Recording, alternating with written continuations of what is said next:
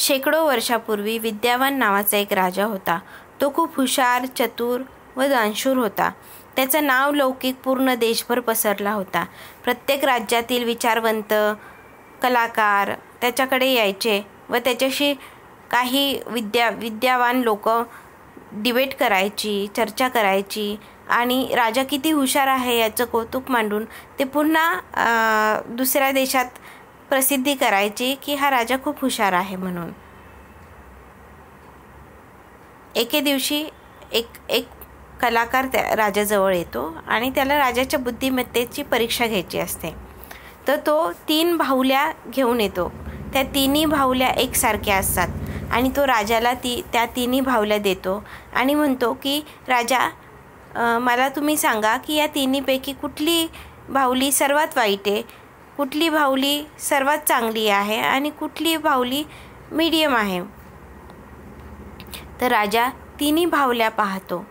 तिन्ही बाहुल्या पाहिल्यावर राजाच्या लक्षात येतं की तिन्ही बाहुल्या सारख्या आहे.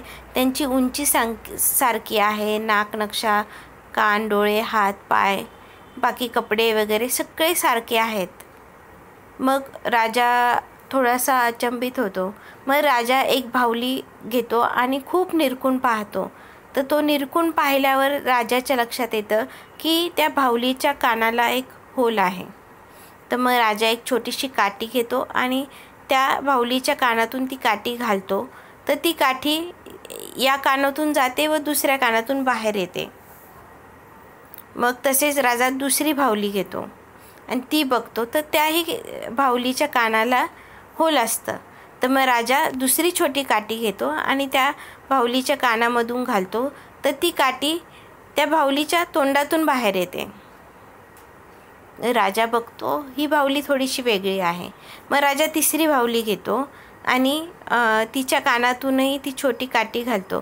पण ती काठी कानातच राहते, ती तोंडातूनही बाहेर येत नाही किंवा दुसऱ्या कानातूनही बाहेर येत नाही. मग राजा विचार करतो आणि मग तो कलाकार म्हणतो की राजा, तुम्ही खरंच हुशार दिसताय खूप, की तुम्ही एवढं बारीक अगदी छोटी गोष्टसुद्धा तुम्ही अगदी व्यवस्थित निरखून पाहिली.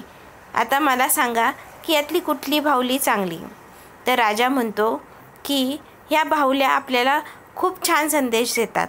ह्या तिन्ही बाहुल्या प्रतीक आहे की आपण आपल्या अवतीभोवती माणसं जी बघतो, आपल्याला जी चांगली मित्र हवे असतात.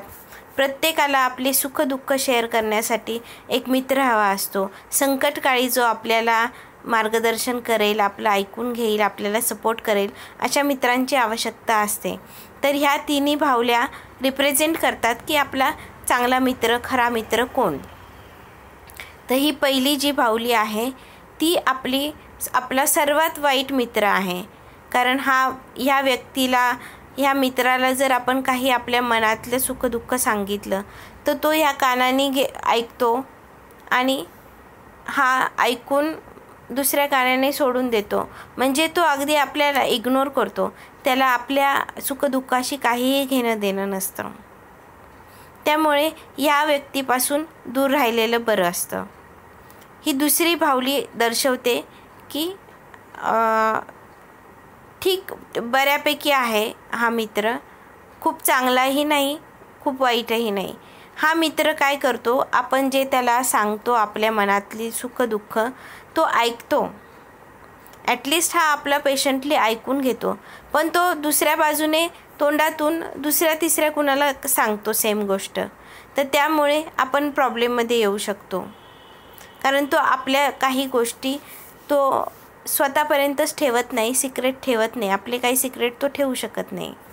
आणि ही तिसरी बाहुली आहे ती आपला खरा मित्र आहे, सच्चा मित्र आहे. हा असं दर्शवतो की हा पेशंटली आपण जे काही सुखदुःख सांगतो तो ऐकतो आणि स्वतःपर्यंतच ठेवतो. ना तो दुसऱ्याला सांगत, ना त्याचा बाऊ करत.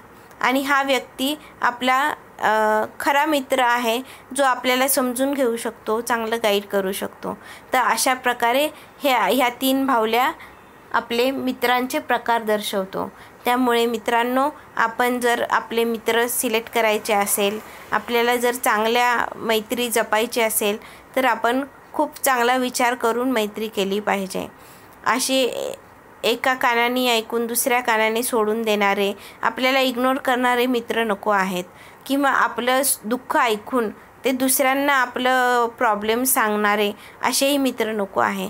आपल्याला असा मित्र हवा आहे जो आपलं सगळं सुखदुःख ऐकून घेईल आणि आपल्याला व्यवस्थित मार्गदर्शन करेल आणि तो कुणालाही दुसऱ्याला आपले सिक्रेट्स काही सांगणार नाही.